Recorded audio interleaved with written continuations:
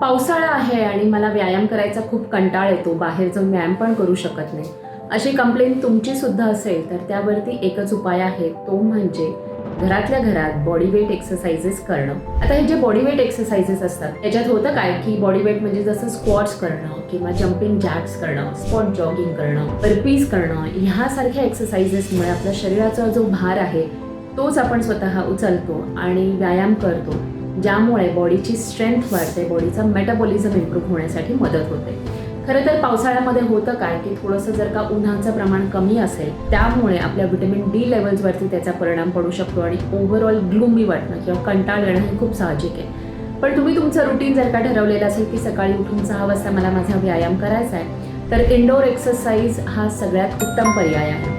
आणि तुम्हाला सुद्धा तुमचा इंडोर एक्सरसाइज प्लॅन हवा असेल तर जस्ट फॉर हार्टच्या रिमोट मॉनिटरिंग प्रोग्राममध्ये तुम्ही आजच तुमचं नाव एनरोल करू शकता, जिथे तुमची बेसिक असेसमेंट करून मग तुम्हाला सुद्धा पर्सनलाइज इंडोर एक्सरसाइज प्लॅन मिळू शकतो. खालती कमेंटमध्ये नक्की लिहा की पावसाळ्याच्या दिवसांमध्ये तुम्ही तुमचा व्यायाम किंवा तुमचं एक्सरसाइज रुटीन कसं मेंटेन ठेवता.